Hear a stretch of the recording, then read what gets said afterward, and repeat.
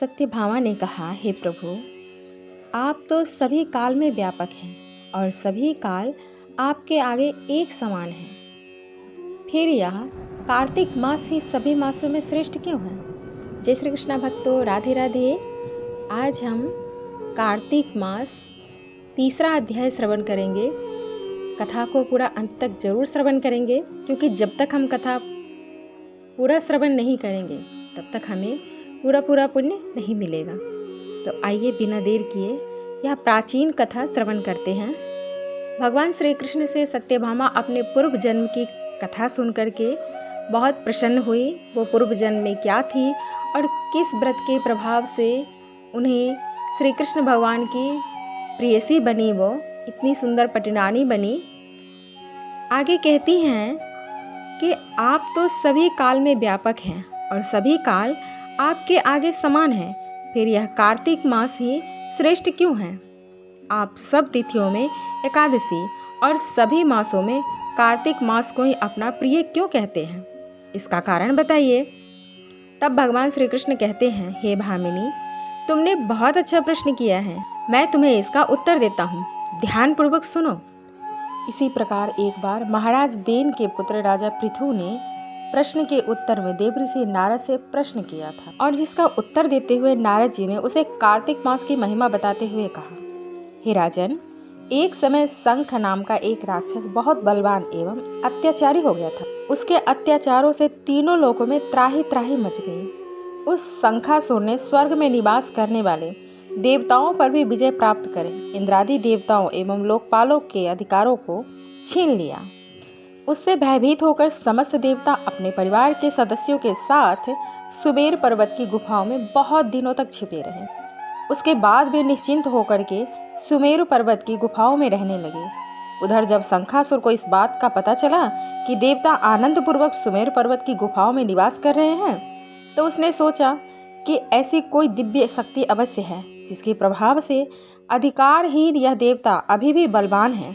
सोचते सोचते वह इस निर्णय पर पहुंचा कि वेद मंत्रों के बल के कारण ही देवता बलवान होते हैं।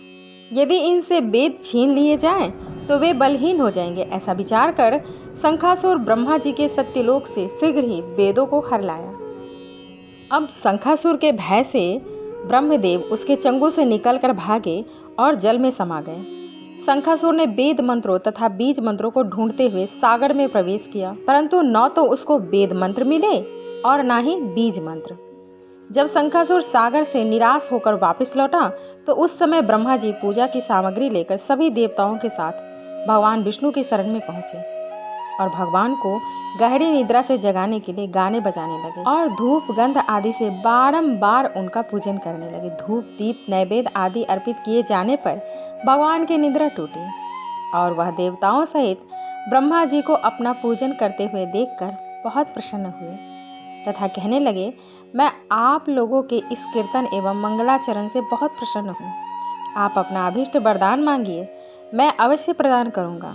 जो मनुष्य आश्विन शुक्ल की एकादशी से देवोत्थान एकादशी तक ब्रह्म मुहूर्त में उठकर मेरी पूजा करेंगे, उन्हें तुम्हारी ही भांति मेरे प्रसन्न होने के कारण सुख की प्राप्ति होगी। आप लोग जो पाद्य अर्घ्य आचमन और जल आदि ये सब सामग्री मेरे लिए लाए हैं, वे अनंत गुणों वाली होकर आपका कल्याण करेंगी। शंखासुर द्वारा हरे गए संपूर्ण वेद जल में स्थित हैं। मैं सागर पुत्र शंखासुर का वध कर उन वेदों को अभिलाय देता हूँ। आज से मंत्र बीज और वेदों सहित मैं प्रतिवर्ष कार्तिक मास में जल में विश्राम करूँगा।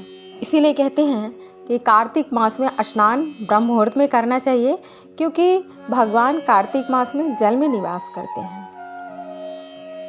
अब मैं मत्स्य का रूप धारण करके जल में जाता हूँ। तुम सभी देवता भी मुनीश्वरों सहित मेरे साथ जल में आओ। इस कार्तिक मास में जो श्रेष्ठ मनुष्य प्रातः काल स्नान करते हैं, वे सब यज्ञ के अभिभृत स्नान द्वारा भली भांति नहा लेते हैं।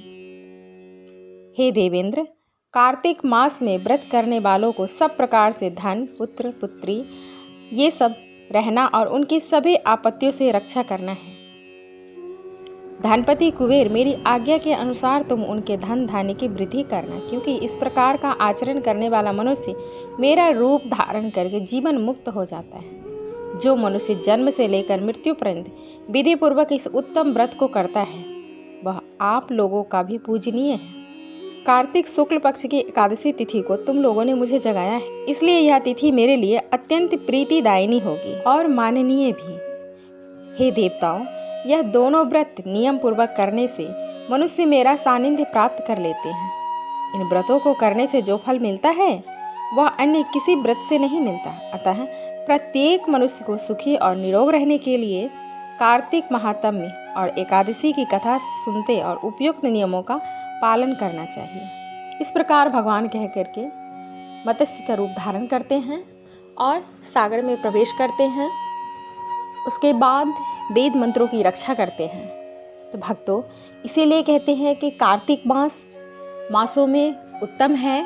इसी महीने में भगवान ने मत्स्य रूप धारण किया था और जल में प्रवेश किया था। इसीलिए कहते हैं किसी भी गंगा नदी आसपास हो नहीं है तो घर में ही गंगा जल मिला करके स्नान करने से अनेकों पुण्य फल की प्राप्ति होती है, क्योंकि कार्तिक मास में भगवान विष्णु जल में निवास करते हैं। मिलते हैं नेक्स्ट अध्याय में, तब तक के लिए जय श्री कृष्णा, राधे राधे।